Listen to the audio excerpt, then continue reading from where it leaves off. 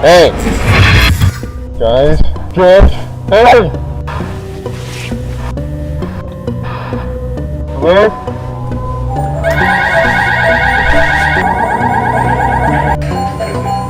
You get back and they say it's just a non-issue, you just come back around, you know, and see what...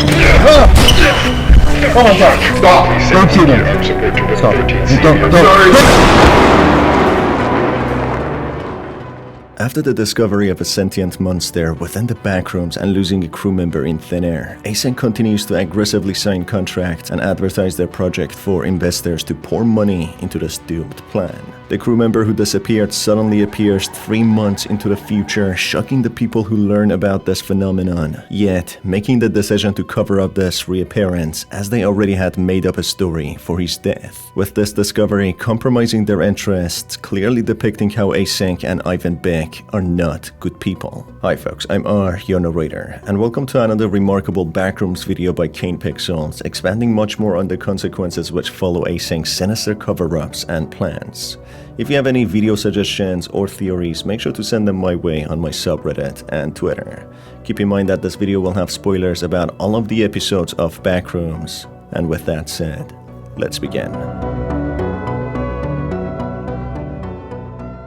One of the scientists seen in the report video who watched the recorded tape by Marvin Elay is seen taking some notes on his clipboard, looking at a spectacle of an area which seems to be nearby a beach. A scene is shortly followed having coordinates of a location which is close to the Moss Landing beach in California, indicating that the Async headquarters or labs are located there, where they managed to open gates to an unruly world where time and space seem to be distorted, a world known as the Backrooms. Following the discovery of hostile sentient entities within this world, with Async still fixated on aggressively developing residential and storage quarters, they commission a remote-controlled rover to explore the barricaded areas discovered to lead to the pit room where they found a mesh-like monster. They use the rover to reach the pit room, which they have labeled as room 14D to ensure there are no hostiles. A few crew members then decide to walk through the barricaded area and go to room 14D, where they even joke about not having any sight of Marvin's friend, referring to the sentient hostile monster who attacked him. Hey team, this is Mark. Do you copy? Copy 3215. We've just reached 14D. There are no visible signs of Marvin's friend.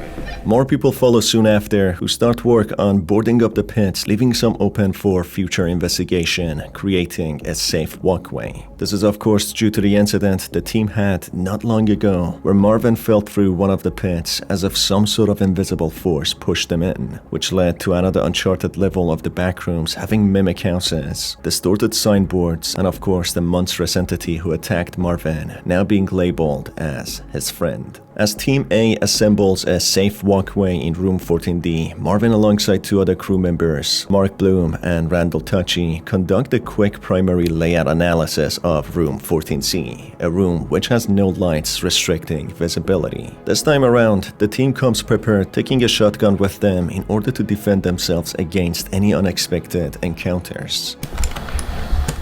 Is this the same one they had you practice with? Pretty similar, but they were just renting that one. Same one as far as I'm concerned though, not like I know the difference. Wouldn't want to be on the other end of that. You wouldn't want to be on the other end of any gun, Marvin. Yeah, that's probably true. Alright, get your lights on. Marv, light. Oh, yeah, sorry. Exploring the room and noting down what they observed just as an initial analysis, they note how the room is built by drywalls, tiles, epoxy, and any other building material. They also quickly measure and record any inconsistencies such as displaced tiles, out-of-place holes and bulges, and much more. This team seems to be the SHIELD or the Discovery group who opened the path for the rest of the groups to enter and further analyze the rooms before any development takes place. They essentially analyze if the rooms are safe or not. The team soon comes across a map which seems to be hand-drawn, having a layout of the surrounding corridors in this room, which concerns the team who tried to contact Team A with no success. Guys, I found something. Yeah? You gotta look at this. What, is it right over there? Yeah, it's some sort of... No, you're right, this looks handmade. You can't determine that just by looking at it. No, I'm just assuming right now.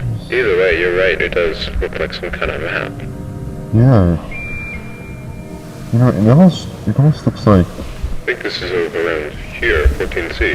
yeah, it's, Team A, come in, this is Mark. that's the area we came through, that's 14C, and there's 14D. Team A, this is Mark, do you copy? This portrays how someone must have been here for some time to draw this map in order to navigate their way. Mark, the person who holds the gun, instructs the team to head back as they've lost their radio signal despite not being too far away from room 14D, where Team A currently is creating a walkway on top of the pits. Backtracking through where they came, a figure engulfed in the dark attacks Mark, tackling him down, managing to take the shotgun, pointing it at the team. Scared for their lives and who this entity could be, whether another sentient hostile or something else they wouldn't be able to even comprehend, this figure starts speaking in an uneasy manner, showing how scared he is, just as much as the group, not knowing what's going on. He's got my gun! He's got my gun! He's got my gun! Don't move! Never you move! Okay. I don't want to hurt any of you. But I will. If I have to, so please. Just answer my questions and I'll be gone. How many people are out here right now? Down the hall, how many people are out here? I don't know. Peter?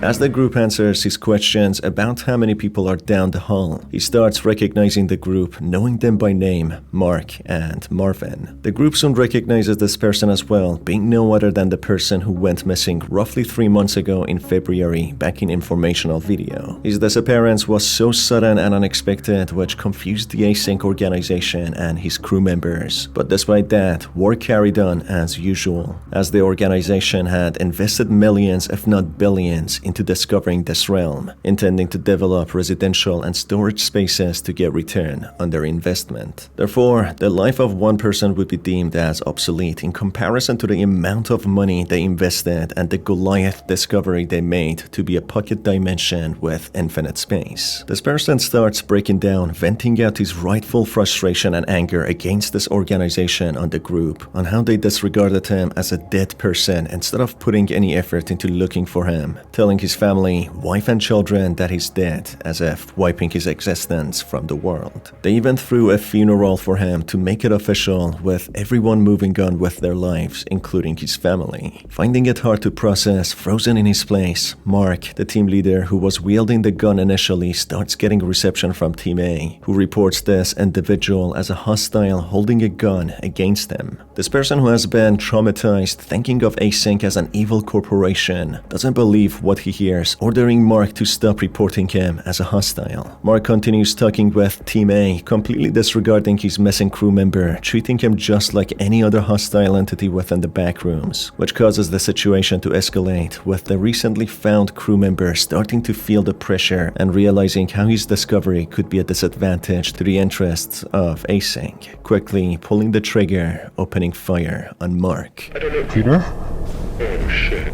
Marv? Marvin? Yes, it's me. Is it really you? It's me. It's me. How? It's been months. We thought you... I know. That's what they did. They took my life from me, Marv. Everyone thinks I'm fucking dead. My wife and children think I'm dead. Can you please put down the gun? Marvin, just tell me.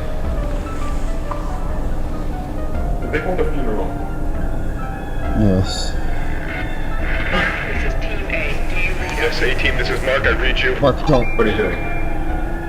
We need immediate armed Mark. support at room 14C. Stop. My team and I are being held at gunpoint by a hostile. I repeat, Stop. please Don't send shoot him. immediate armed support to room Stop. 13C. Don't. Sorry.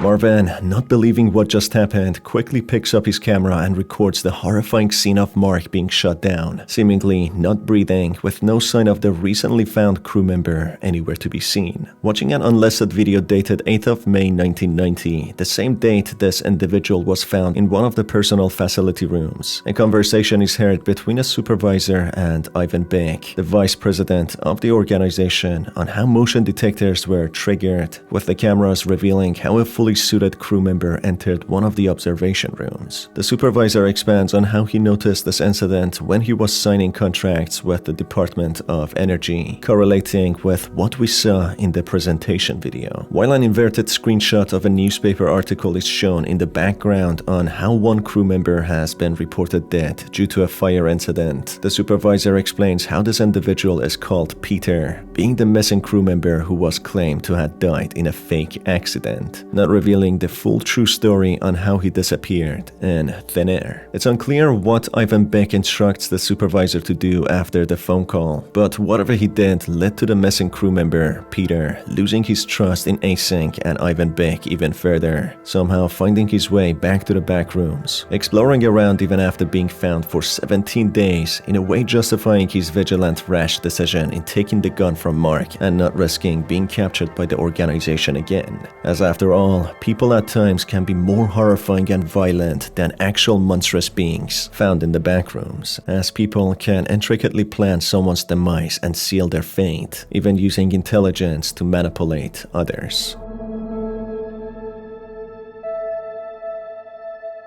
The video seems quite straightforward here, continuing on several previous videos which developed a story around a crew member who goes missing by the name of Peter, who finds himself in a vastly different and evolved version of the Backrooms, which has construction on the way, with some even being completed.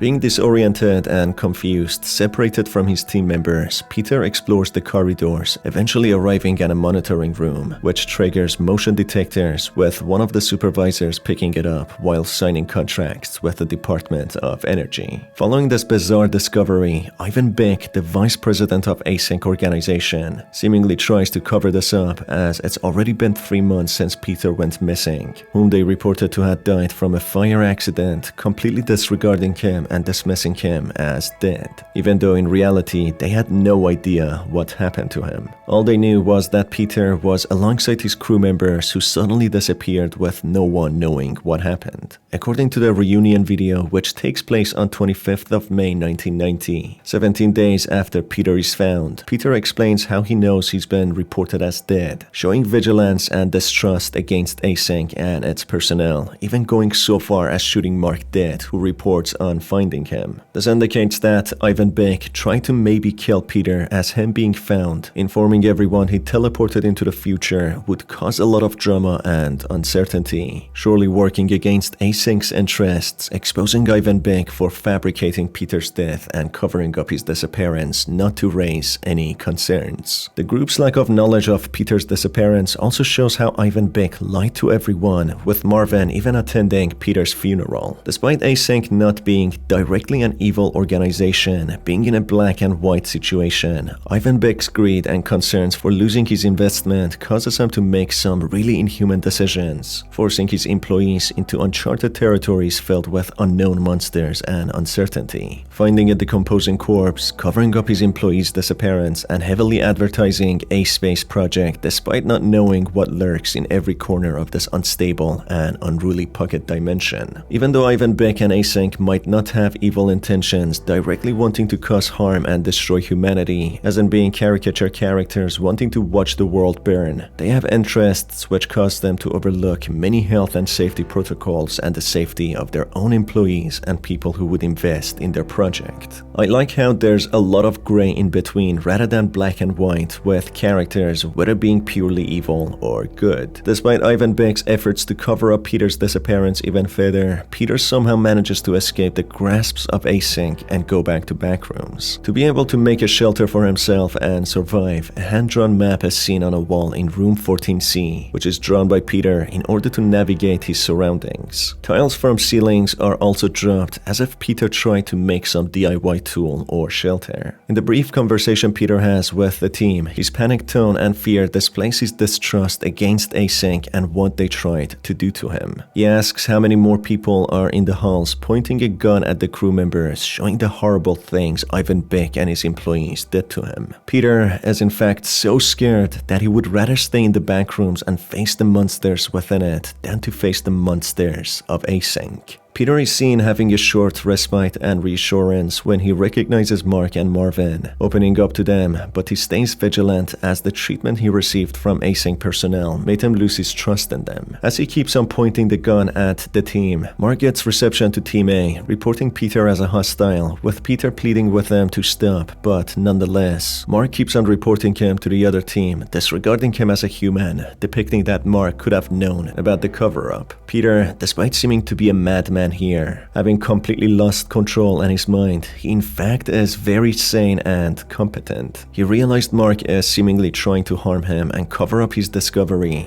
intending to kill Peter or even run experiments on him on how he teleported to the future and survived. Peter gives Mark multiple warnings and begs him to stop, but noticing how he has bad intentions, he does the only right thing he could, pulling the trigger to stop people from rushing in and capturing him. As Marvin, not knowing what's happened and what's going on, he watches this entire encounter in disbelief. He picks his camera back up, recording the corpse of Mark, not seeing any sign of Peter anywhere, with them possibly gone far away, as far as possible from the hostile Async personnel. This footage will most likely get deleted, with Marvin having the choice to shut his mouth or get the same treatment Peter got before him. But knowing Marvin and how he's a major character acting as a protagonist, he will most likely fight against Async, making the plot much more interesting now on how it would play out. Keep in mind, in the unlisted video, I even asked the supervisor if he's the only person who saw the footage of Peter being found and if anyone else knows about it, clearly having bad intentions on covering up his reappearance. It's not fully clear yet what his intentions were for Peter, but the only two ways I can see it is that he wanted to run cruel experiments on him, disregarding him as a human, as after all, he's been declared dead, so there's not much anyone could do to a dead or non-existing human, if you know what I mean. And the second intention I can think of they could have with Peter is that they would simply make him disappear, and by that I mean several feet on the ground. Therefore, Async, despite not having evil intentions to begin with, due to their greed and interests, they develop an evil persona, making evil decisions along the way not to interrupt their mission into creating a space and returning their investment. Although not inherently evil, Async took questionable paths for staying on course with developing their residential and storage quarters. They covered up the discovery of a sentient monster and simply boarded up an entry. They covered up the disappearance of one of their personnel and fabricated a death story. They even planned on killing Peter to keep him from exposing them, and they continued advertising their project despite all of this. Only future beholds the atrocities they are willing to commit for this project and money. Right folks, that's about it for this video.